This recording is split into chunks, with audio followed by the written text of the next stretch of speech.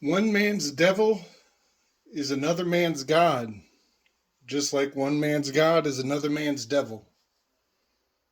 So, with that in mind, I want to point out that just like every individual has their own birthday, and in the astrology of the East, there is every birthday has an enemy.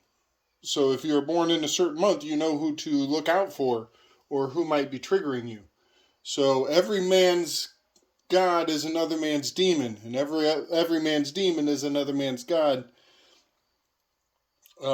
This is the law of correspondence that I'm talking about.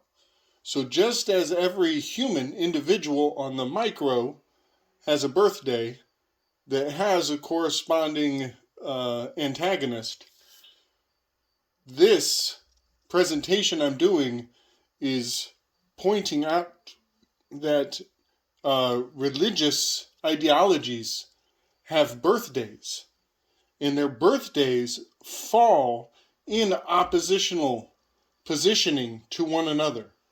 And the law of correspondence is very much in play. So, let's look at the law of correspondence, the law of reflection, having much to do with the R, number 18, the moon card, reflecting silver, the reverse, inverting. Um, so, with that in mind, you can see how very similar these two crosses are.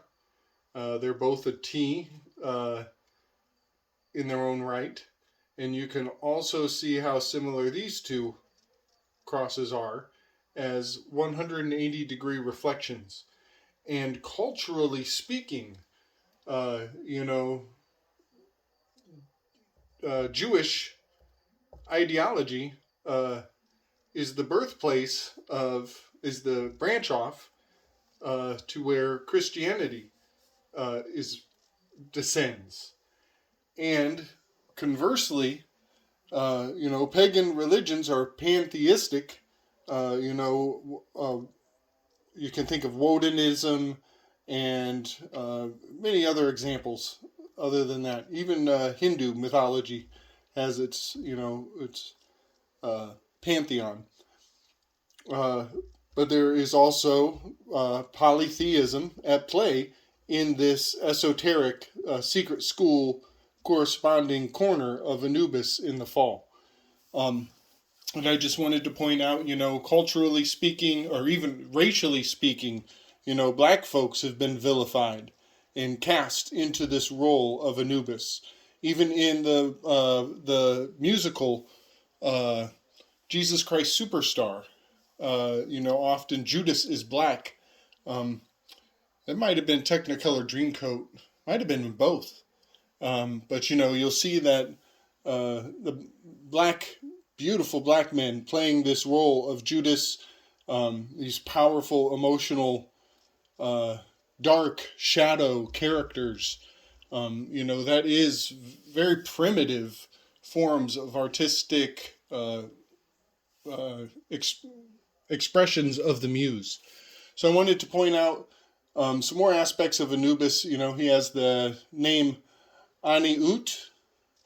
He has the name Kinti Amentu. And I just want to point out, we all know about the Anunnaki. We all know about the book of Enoch, Knock. We know about the inoculations. We know about all these scary things coming from dark places. Anunnaki come from outer space. Well, Anubis is guarding the blackness of the underworld, the darkness of this, the fall of the sun, the declination of the process of the Analima being expressed. See previous videos on that. So, we have this oppositional, these birthdays give us a designated affiliation or kinship in these different religious contexts. And they have their designated antagonists scripted and written out and given obeisance by the men who are supposed to be our enemies. If you see a person worshiping Anubis that's clearly not your god, then that means they're worshiping your devil. This is all by design. This is all part of the plot. This is all globe theater, fully in play here. This is circling the square. You know, the circle is not the heavens. The circle is your damn mind. And the square is the material world. Okay, it is the heavens as well. I'm sorry. Getting a little enthralled. So, pointing out, that diction of Aries, here we have that Mars, the symbol of Mars, which has an arrow pointing upward. I just wanted to point out that reinforces my reasoning for giving the cardinal cross to this corner of the zodiac. I also wanted to point out that although I think T might actually be up one mark here, a lot of these might need one adjustment when the tarot cards come into play. But I want to point out that the U, the V, and the W, U and V are actually interchangeable when you're reading Roman script. You'll see the U looks just like the V.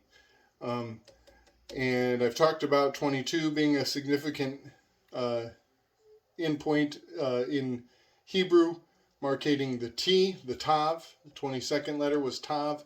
I want to point out that U and V are very similar in a certain culture, as in they are twins of one another. U and V are twins. And this is Gemini. This is the twins section of the sky. And even W. W is two U's. Twinning. It's a twinning U's. W. So having U, V, and W right here in this top section, has much to do with the sine wave, Cygnus, having the crab here with the scissors cutting in the shape of a V, breaking the twins apart, the double of U. All of that is very linguistically astro-significant. Linguistically astrological? I'm not sure what I'm trying to say there. Wanted to point that out. Had that written and did not mention it. Genghis Khan, I actually believe, the real story of Genghis Khan and the Mongols has a very close correlation to up here in the pagan historicity. And I just want to point out that, when I say pagan and when I say, this Ankh, this Egypto-Islamic pagan, these two categories, I think could almost, in certain lights and certain reflections, you could say the Vatican has everything to do with these two quadrants, the Babylon, the building of the tower, upward, forward, onward, forward, the Roman army, all roads leading to Rome, all road scholars leading to Adrenic Rome. So, that's about all I had to say about that. The Christians having the antagonistic position with the Coptic, which is very Egyptian oriented, but that break between the Egyptian slaves and the Jewish exodus. There were two exoduses out of Egypt. One was the Hyksos, and one was Moses. And those two exoduses did not happen at the same time, and they were two totally different cultures. One went one way and one went the other way. One went west and one went east. But I'll stop there and pick up a little bit on the samurai and Thoth and Thoth's correspondence to Ganesha, and the tie-in to the east, from Turkey to Japan, essentially. Egypt, Turkey to Japan.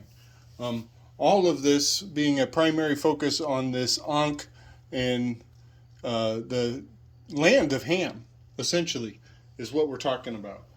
But just wanted to point out, these correspondences, these oppositional positionings, and how every man's demon is another man's god, and that is completely by design. It's it's the order. It's the 9 heavenly realms at their most nuanced. Much love and respect, everybody. Strength.